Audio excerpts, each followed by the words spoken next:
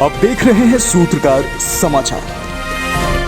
जयराम महतो ने साल 2016 के पहले नियोजन नीति को मंजूरी देने पर भारी विरोध जताया है। इसके साथ ही मामले को लेकर प्रेस वार्ता करते हुए उन्होंने जमकर हेमंत सरकार पर निशाना भी साधा।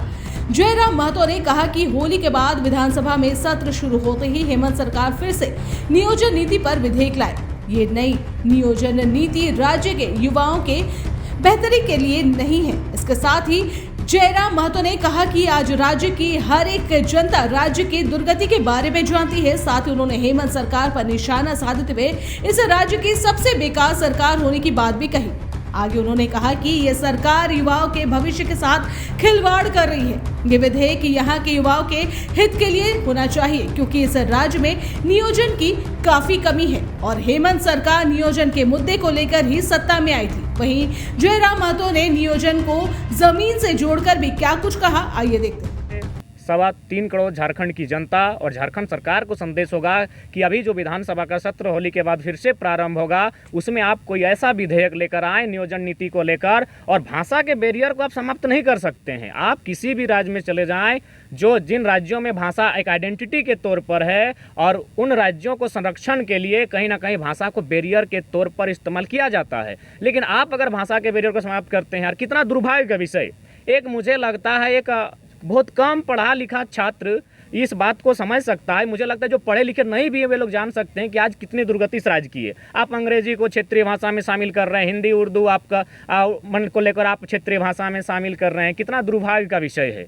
इंग्लिश जो कि एक इंटरनेशनल लैंग्वेज है, हिंदी एक नेशनल लैंग्वेज है, उर्दू भी कई देशों में बोली जाती है, आप उसे एक क्षेत्रीय भाषा के सूची में शामिल करते हैं, तो मुझे लगता है इससे बेकार गवर्नमेंट अब तक देखने को नहीं मिली थी। आज कहीं ना कहीं आज बहुत बुरे अवस्था में झारखंड की जो पॉलिटिकल दौर गुजर रहा है, बहुत ख़राब कंडीशन के साथ गुजर रहा है। तो अतः हम लोग यही चाहते हैं कि इस राज्य के युवाओं के भविष्य के साथ खिलवाड़ ना किया जाए। इस राज्य के युवाओं के हितार्थ और उनकी सुरक्षार्थ में विधेयक पास हो, और खासकर नियोजन नीति, क्योंकि आज कई वर्षों से इस राज्य में नियोजन की काफ़ी कमियां हैं, और वर्तमान सरकार नियोजन को लेकर ही सत्ता में आई थी। और अगर इसी प्रकार अगर वो 60-40 के माध्यम से 40 वैकेंसियाँ सीधे 40% अन्य राज्यों को अगर बेच देगी, तो कहीं ना कहीं ये दुर्भाग्य होगा इस राज्य का। और दूसरी बात, यदि आप इस राज्य की बनावट पर जाएंगे, इस राज्य के गठन और गढ़न की ओर जाते हैं, तो इस राज्य का गढ़न ही हुआ था। जो भी आंदोलन किए गए थे कहीं ना कहीं ज़मीन संबंधित आंदोलन थे। आज इस नियोजन को आप ज़मीन से भी जोड़ सकते हैं। जो लोग 40% में आएंगे, यहाँ स्थापित होने के साथ साथ यहाँ वो ज़मीनें लेंगे।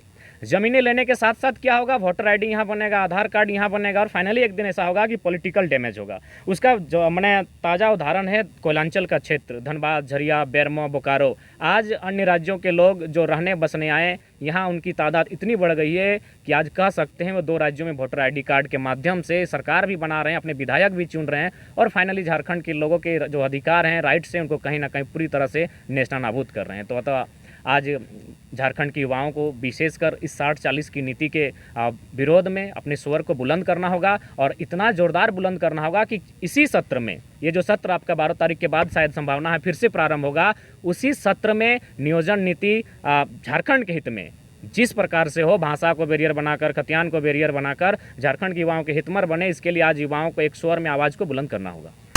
अगर आपको हमारा वीडियो पसंद आता है तो हमारे चैनल को लाइक, शेयर और सब्सक्राइब करना ना भूलें।